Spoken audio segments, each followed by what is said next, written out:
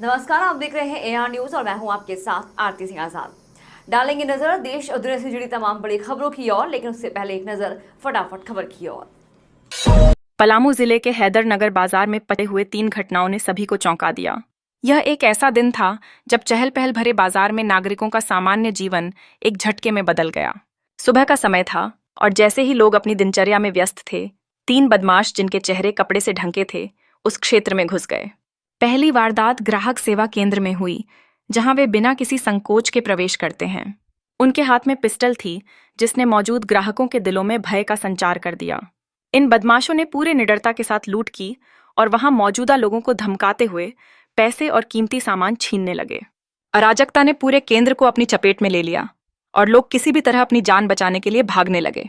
दूसरी घटना भी सेवा केंद्र के निकट ही घटित हुई, जहां बदमाशों ने एक अन्य ग्राहक को अपने निशाने पर लिया। दृश्य बेहद चौंकाने वाला था। जैसे ही उस व्यक्ति को गोली मारी गई, यह सब इतनी तेजी से हुआ कि बाजार में मौजूद लोगों ने केवल चीखें ही सुनी, जब कोई उनकी मदद करने की हिम्मत नहीं जुटा सका। आकाश में अचानक गूंजती हुई आवाजें और लोगों का भागना इस घटना की भयानकता को और बढ़ा गया। यह दृश्य न केवल हैदरनगर बल्कि पूरे पलामू जिले में सुरक्षा की संवेदनाओं को झकझोर कर रख दिया है। इस हमले ने यह साबित कर दिया कि अपराधियों का हौसला इतना बढ़ गया है कि वे किसी भी समय किसी भी स्थान पर बिना किसी भय के वारदात को अंजाम दे सकते हैं। यह स्थानीय प्रशासन को एक कड़ी चुनौती देता है कि वे जनता की सुरक्षा सुनिश्चित कर सकें। कुल मिलाकर हैदरनगर के लिए याद रखने वाला बन गया है। यह दिन उस समय का प्रतीक है जब लोगों ने महसूस किया कि उन्हें खुद को ही सुरक्षित रखने के लिए अब और सतर्क रहना होगा। यह केवल एक दिन की घटना नहीं थी, बल्कि यह एक गंभीर चेतावनी थी कि समाज में अराजकता और असुरक्षा बढ़ रही है। अब समय आ गया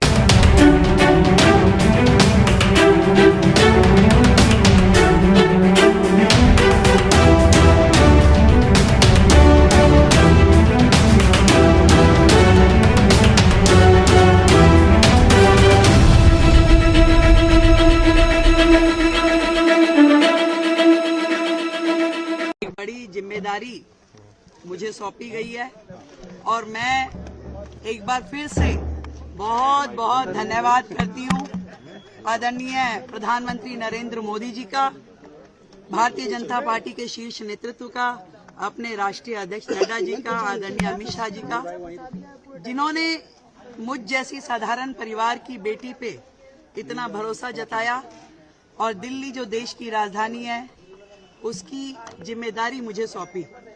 निश्चित रूप में मैं अपनी पूरी क्षमताओं के साथ, पूरी ताकत के साथ, ईमानदारी के साथ में उस जिम्मेदारी को निभाऊंगा। महिला दिवस आ रहा है, महिला दिवस आ रहा है, 2,500 रुपए की हर महिला को क्या प्राथमिकता रहेगी वो? देखिए, मेरे दिल्ली के लिए 2 प्राथमिकताएं हैं। पहली प्राथमिकता जो दिल्ली से के लिए हमने कमिटमेंट्स की हैं अपनी सरकार की ओर से, उन सारी कमिटमेंट्स को पूरा करना।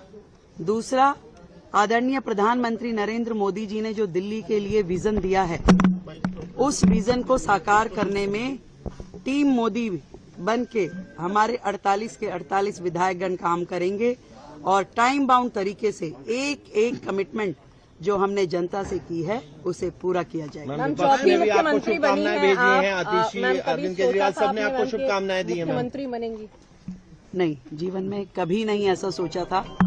और जब भी मैं सुनती थी बड़े नेताओं की कहानी और जब वो कहते थे कि साधारण पृष्ठभूमि से आज वो शीर्ष नेतृत्व तक पहुंचे हैं, तो मालूम नहीं था कि कैसा लगता है। पर आज दिल्ली की मुख्यमंत्री के रूप में जिम्मेदारी पा करके मैं समझ पा रही हूँ कि भारतीय जनता पार्टी में नरेंद्र मोदी जी हैं तो मुमकिन है।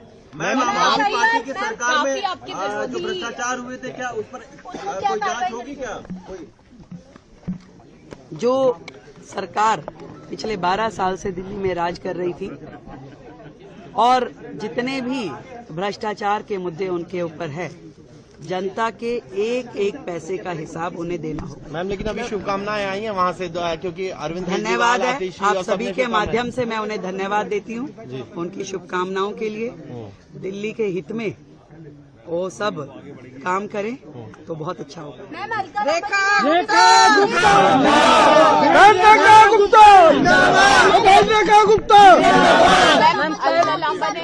छात्र संघ के समय की तस्वीर शेयर की। बिल्कुल, अलका जी और मैं दिल्ली विश्वविद्यालय छात्र संघ में इकट्ठे थे, वो अध्यक्ष थी, मैं महासचिव थी। मैं धन्यवाद करती हूँ उनकी शुभकामनाओं के लिए। धन्यवाद, थैंक यू, थैंक यू।